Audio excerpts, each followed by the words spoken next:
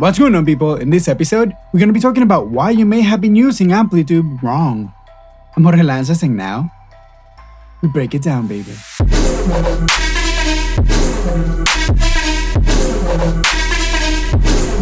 Alright, thank you so much for being here once again, and remember, as usual, like, subscribe, and do all those cool little things that we like to do on YouTube so that you and me can stay in touch with each other. Alright, usually I feel like the best way that you can discover a plugin or an amp sim in this case is like by browsing through the presets and that kind of stuff, and that's probably where I feel like IK Multimedia has been actually dropping the ball a little bit. When I first used Amplitube back in the day, I felt like everything sounded kind of like fakey, maybe? And then throughout the years, I've been noticing that, you know, they've been coming up with these new technologies and the new way to do things. And right now that they have the Amplitube 5, it's when I first started noticing, wow, they've gotten to the point that basically, if you use your imagination a little and think about Amplitube more than as an amp sim, as an actual virtual amp in a virtual studio.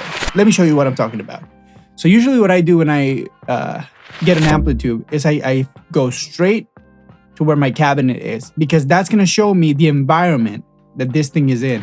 And let's say if you were trying to go for a sound that is on stage, great for you. But in my case, and I think most people in my channel, I hope you are one of those, we like studio stuff. So in this case, I do feel like just for the job you want to have, not to the job that you already have. So kind of like in that same vein, I like to just go straight to this large studio. Okay, so the first thing that I'm gonna do is change microphones. And I like to start with the rooms. And in the rooms, I like to have a C12. I bet you like it too. So I'm just gonna put that C12 right there. And then for my main microphone, this might sound like heresy for a lot of people, but in my case, my favorite microphone to use, it's an 87. And on the secondary microphone, I'm gonna choose a 67. And that's how I will start my sound, thinking, okay, if I am in a room and I have a cabinet, what would I do? And if I were to have room mic too, in this case with the C12s, that's exactly what I would do. I would put the C12s on top if I had them, and I would put the 87 in the main speaker that I want to use, like the main sound that I want to use, and then a 67. Let me check the positioning. There we go. Okay, so this guy is pretty much all the way dead center. That's exactly how we want it. I like them usually where the little ball meets the rest of the speaker. And right now, I mean, we'll move this when I'm trying actual sounds, but I just wanted to get this set up, like a setup in a studio.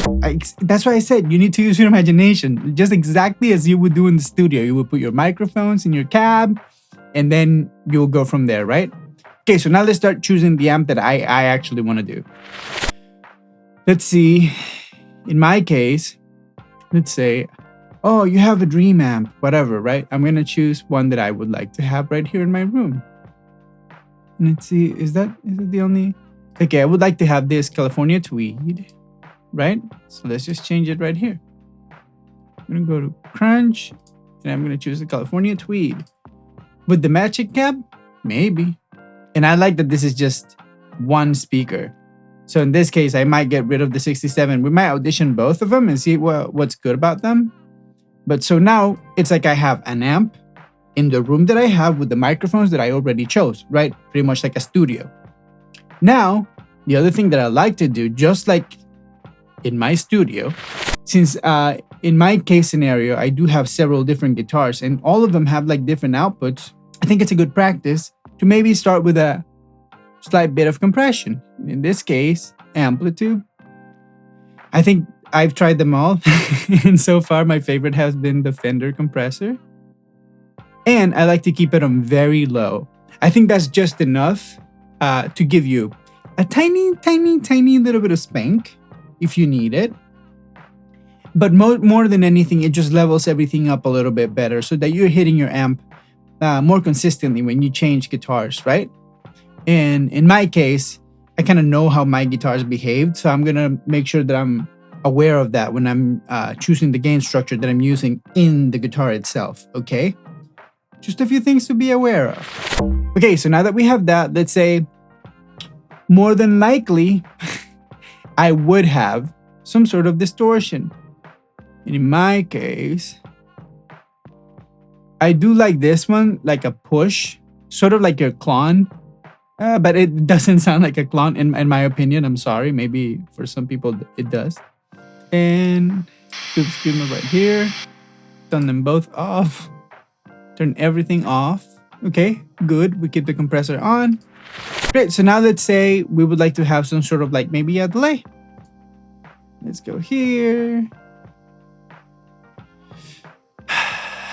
So many to choose from. I'm just gonna go for a classic bucket brigade style delay. And let's choose beats per minute because it's easy. And I'm gonna put like a solid quarter. Not too much on the blend. Not too much. And some less than 50% feedback. That's fine. So it's shaping up pretty good, right? We haven't done anything, but let's say it's like if we went to the store, we bought the amp, we brought it to the studio, we put a couple pedals in front, we put a little pedal behind in the effects loop. We're almost ready to rock. Why don't I put my headphones on so we can start getting some sound? Today I'm gonna be using my PRS SE Custom 2408, just because it has the humbucker sound and the single pretty okay-ish. Or at least in a way that I know how it sounds and I know how it reacts and I know what to expect from it, right? I'm gonna turn it up in humbucker position for the moment and at around maybe 8.5 volume.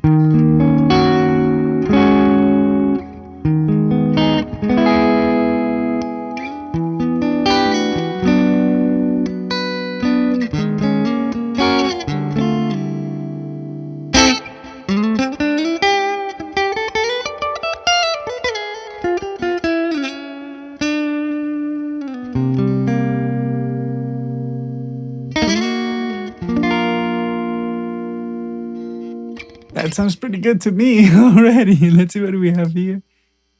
Okay, let's change the compressor to low because I feel it's hot.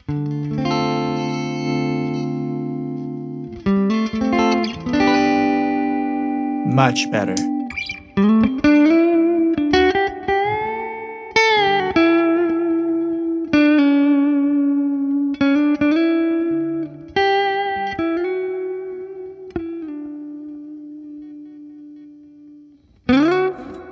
Okay, sounding pretty decent in my opinion. Let's see what happens if we turn this guy on.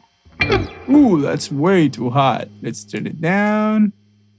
Let's see what happens around. I guess maybe here is gonna be unity. Let's keep the tone all the way up. Wow, noise got really hot.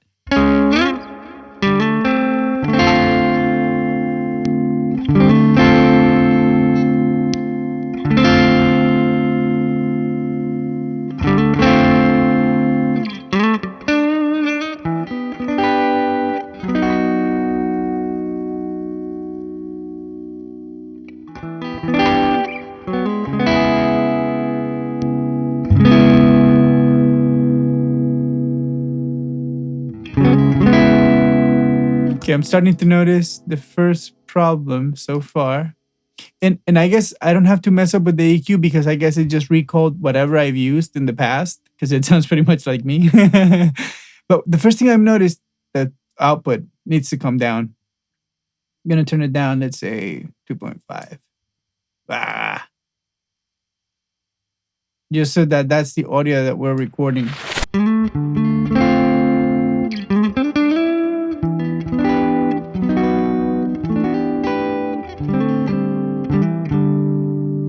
Let's see what happens here with the delay.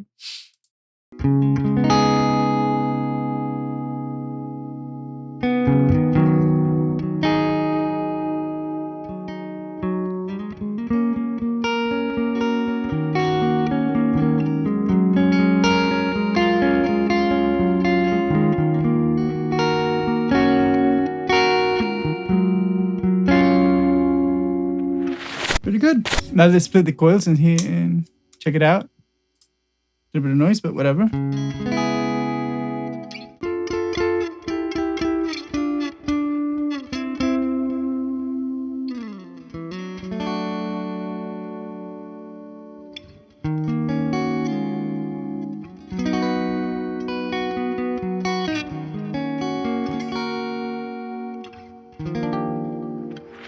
What if we want to do a little bit of delay, a little bit of reverb? Because I don't think, let's see. Oh, there are plates and rooms. 63, I bet that's like, oh, shimmer. Let's see what happens. If we put shimmer. Should it be here in the effects loop? Let's try it.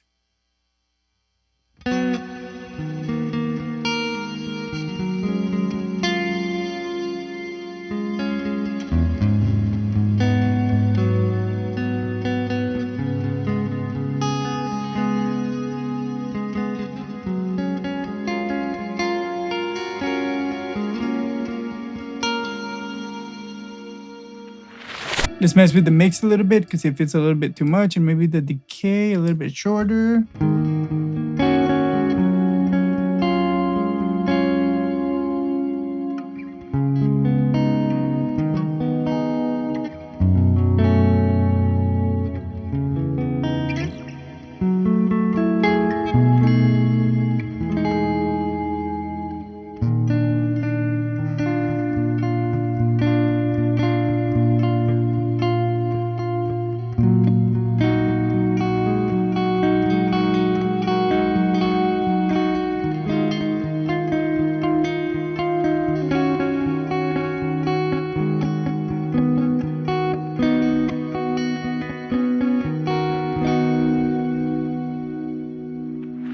Pretty inspiring tone. Anyway, it's not, I'm just saying, like, if you go in there and start treating it as an amp that you bought, I think you would have a lot more enjoyment out of it.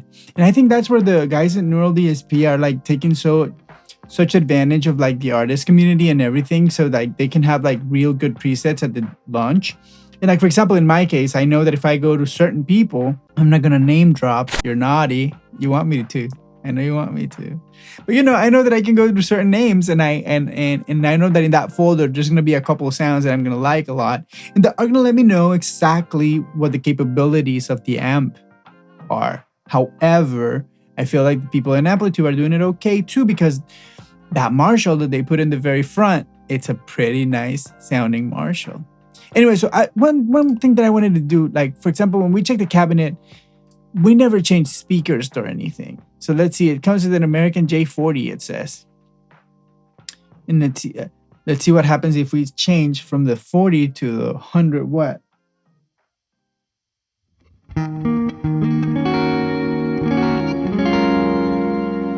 Let's go to single coil.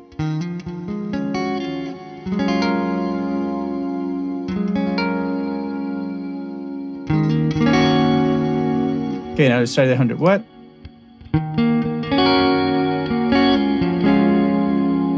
The mid-range got weird, huh?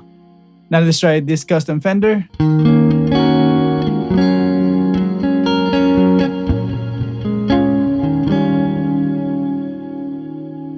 Let's try to do a little bit of a shootout. J40.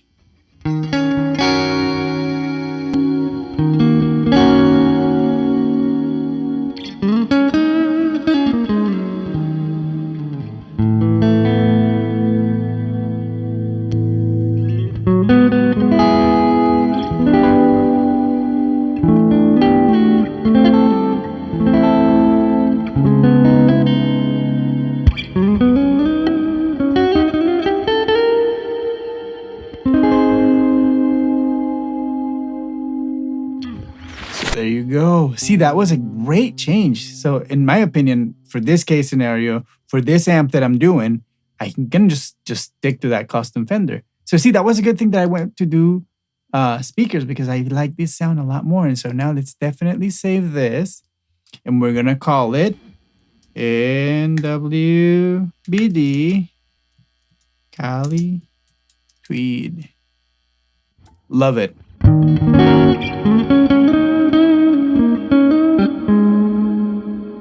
Now let's just do a little pass-through.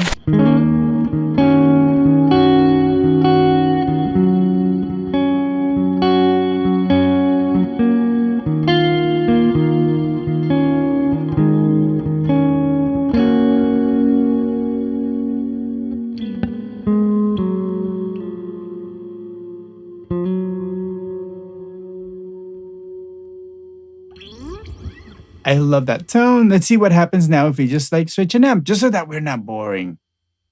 Again, I was talking about how that Marshall that they use, this Brit 8000. Let's try to turn that shimmer off for now.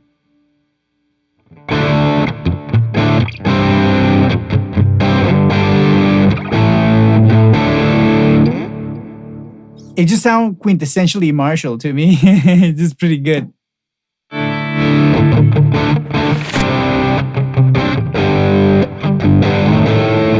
Let me see if I can turn that delay off because it's too much.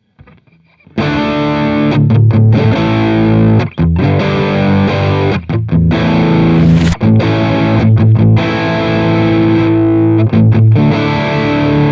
little bit on the muddy side. Oh, okay.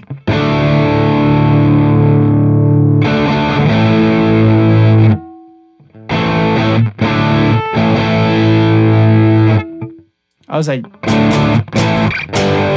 it's pretty dark.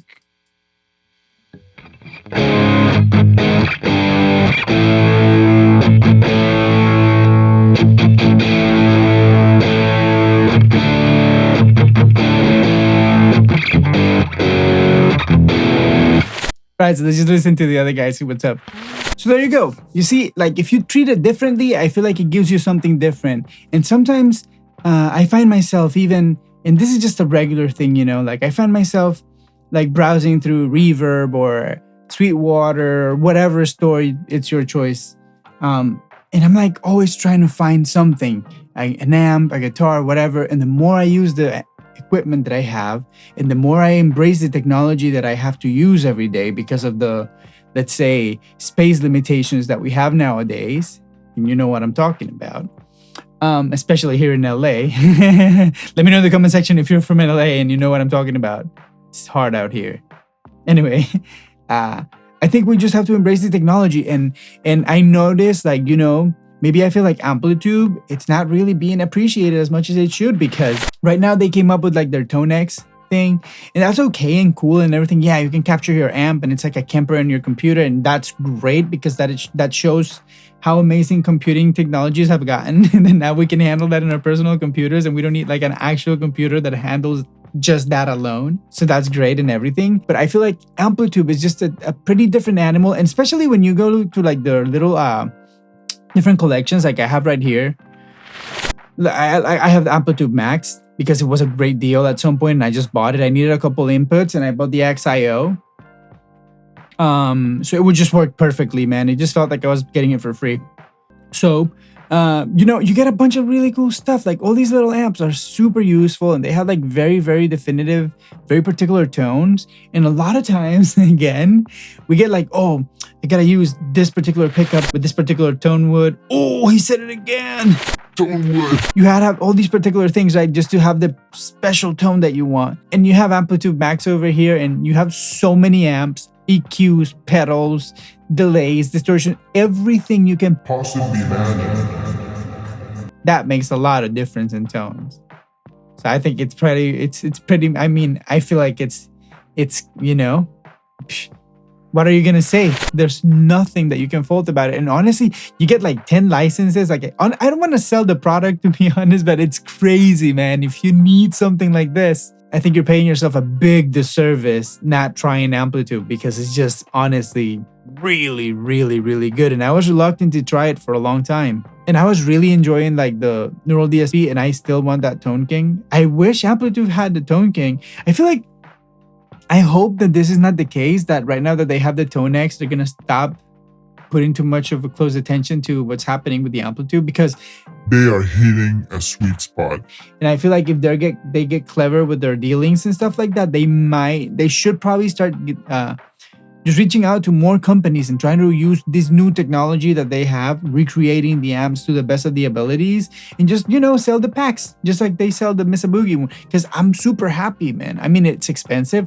I think I pay for just the Mesa Boogie more than I pay, or equal to what I pay for the whole thing. So, you know, that's how they get you. But you don't feel like they got you because it actually sounds killer. As soon as I bought the Mesa Boogie collection, that Kali Tweed became like my amp. Like instantly I was like, oh, should I get the real one?